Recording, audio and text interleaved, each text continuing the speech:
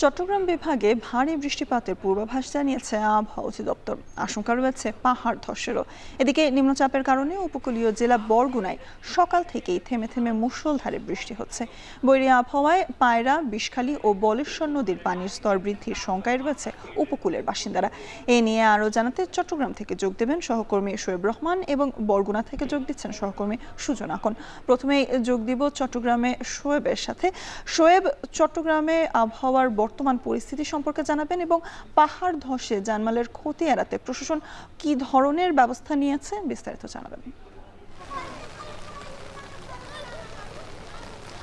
স্বর্ণা, গত দুদিন ধরেই চট্টগ্রামের বৃষ্টিপাত হচ্ছে। গতকাল আমরা দেখেছি যে সকালের দিকটাতে বৃষ্টিপাতের পরে দুপুরের দিকে কিন্তু কিছুটা বৃষ্টিপাত কমেছিল, তবে সন্ধ্যার পর থেকে এখন পর্যন্ত টানা বৃষ্টিপাত হচ্ছে এবং গত 24 ঘন্টায় অর্থাৎ গতকাল দুপুর 12টা থেকে আজকে দুপুর 12টা পর্যন্ত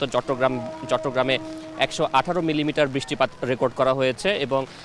আজ সকাল 6টা থেকে 9টা পর্যন্ত 12 মিলিমিটার এবং সকাল 9টা থেকে দুপুর 12টা পর্যন্ত 21 মিলিমিটার বৃষ্টিপাত রেকর্ড করা হয়েছে এবং এই বৃষ্টিপাত আগামী 3 থেকে 4 দিন অব্যাহত থাকবে বলে আবহাওয়া অফিস থেকে জানানো হয়েছে এবং তারা বলছেন যে এই বৃষ্টিপাতের দরুন চট্টগ্রাম যেহেতু পাহাড়ি এলাকা, সেই পাহাড়ি এলাকাগুলোতে পাহাড় ধসের শঙ্কা রয়েছে এবং তারা বলছেন যে সেই সাথে যেই শহরের নিম্নাঞ্চলগুলো রয়েছে সেই নিম্নাঞ্চলগুলোতে অস্থায়ী জলাবদ্ধতা সৃষ্টি হতে পারে বলেও কিন্তু তারা শঙ্কা করছেন এবং তারা বলছেন যেহেতু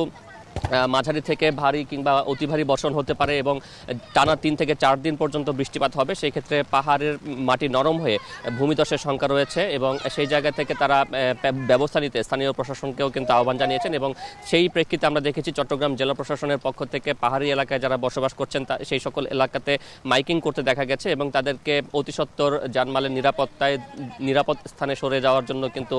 মাইকিং করা হচ্ছে এবং একই সাথে প্রশাসনের পক্ষ থেকে জানানো হয়েছে যদি বৃষ্টিপাত আরও বাড়ে সেই ক্ষেত্রে আশ্রয় কেন্দ্র খোলার প্রস্তুতিও কিন্তু প্রশাসনের পক্ষ থেকে রয়েছে এবং তারা সেই আশ্রয় কেন্দ্র খুলতেও কিন্তু প্রস্তুত এবং আমরা জানি যে চট্টগ্রামের পাশাপাশি যে 3 পার্বত্য অঞ্চল রয়েছে সেই পার্বত্য অঞ্চলেও ভূমিধসের শঙ্কা রয়েছে এবং সেখানেও জানমালের নিরাপত্তায় প্রয়োজনীয় ব্যবস্থা নেওয়ার জন্য স্থানীয় প্রশাসনের প্রতি কিন্তু আহ্বান জানানো হয়েছে এবং চট্টগ্রামের যেই বন্দর রয়েছে সেই বন্দরের কথা একটু বলতে চাই যে চট্টগ্রাম বন্দরেও কিন্তু বহির্নোঙরে পণ্য খালাস কার্যক্রম ব্যাহত হচ্ছে ভারী বৃষ্টিপাতের কারণে, কারণ সাগর উত্তাল রয়েছে এবং সেখানে যে বিশেষ করে খোলা পণ্য যেগুলো রয়েছে সিমেন্ট ক্লিংকার কিংবা সিমেন্টের ক্লিংকার, চাল কিংবা এ ধরনের খোলা পণ্য যেগুলো রয়েছে সেগুলোর ওঠানামানোতে কিন্তু ব্যাঘাত ঘটছে এবং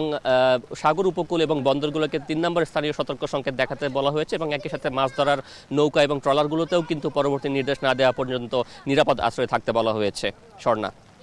এ পর্যায়ে যোগ দিতে চাই বরগুনা সহকর্মী সুজনের সাথে। সুজন, বৈরী আবহাওয়ায় বন্দরগুলোতে, নদী বন্দর এবং পায়রা বন্দরের কি জনজীবনে কেমন প্রভাব পড়েছে জানাবেন এবং তার পাশাপাশি আসলে জানাবেন বেড়িবাঁধগুলো অক্ষত রয়েছে কিনা, কোনো গ্রাম প্লাবিত হয়েছে, এ ধরনের কোনো তথ্য আপনার কাছে আছে কিনা?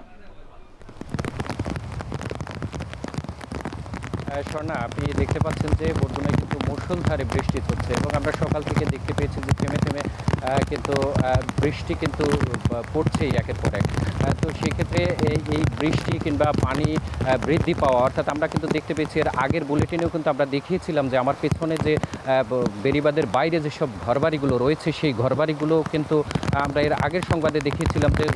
তার বসতবাড়ির প্রায় 1.5 থেকে 2 থেকে 3 ফিট দূরত্বে কিন্তু পানি ছিল, কিন্তু সেই পানিও কিন্তু এখন আমরা দেখতে পাচ্ছি যে 1 থেকে 1.5 ফুট পানি দূরত্বে কিন্তু রয়েছে। তো সেক্ষেত্রে কিন্তু এই যে নদী পাড়ের যেসব মানুষ রয়েছে, অর্থাৎ বেড়িবাঁধের পাশে যেসব মানুষজন রয়েছে বসবাস করে, তারা কিন্তু বেশ আতঙ্কিত রয়েছে এবং সকাল থেকে আমরা দেখতে পেয়েছি মুষলধারে বৃষ্টি, যার কারণে জোয়ারের পানিও কিন্তু কিছুটা বৃদ্ধি পেয়েছে। এখানের স্থানীয়রা জানিয়েছে যে এর আগেও কিন্তু তারা বলেছিলেন যে এই যে 3 নম্বর সিগন্যাল চলছে সেই সিগন্যালের কিন্তু আগে কিন্তু এরকম কোনো পানির কিন্তু মাত্রাটা এতটা বেশি ছিল না, কিন্তু এখন কিন্তু পানির পরিমাণটা অনেকটাই বাড়ছে, যার কারণে এই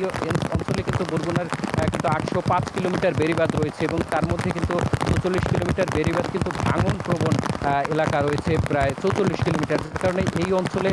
যারা এই বেড়িবাঁধের পাশে বিশেষ করে পায়রা, বিষখালী এবং বলেশ্বর নদীর তীরবর্তী যারা বসবাস করে নদীর পাড়ে, তারা কিন্তু যে কোনো বৈরী আবহাওয়া কিংবা ঝড় জলোচ্ছ্বাসের সময় কিন্তু তারা বেশ আতঙ্কিত থাকে। বিশেষ করে প্রতি বছরই কিন্তু যেসব বেড়িবাঁধ মেরামত করা হয়, সেই মেরামতকৃত বাঁধগুলো কিন্তু প্রতি বছরই আবার ভেঙে যায়। সেগুলো অনিয়ম, দুর্নীতি কিংবা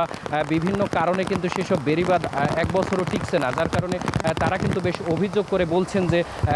স্থায়ী কোনো বেড়িবাঁধ নির্মাণ না হলে কিন্তু তাদের এই জানমালের ক্ষতি কিন্তু প্রতি বছরই হচ্ছে। বিশেষ করে এই বেড়িবাঁধগুলো ভেঙে কিন্তু লোকালয়ে পানি প্রবেশ করে, মাছের ঘের সহ বসতবাড়ি, জানমালের বেশ ক্ষতি হয়। তো সব মিলে এই ছিল আমার কাছে বরগুনা থেকে সবশেষ।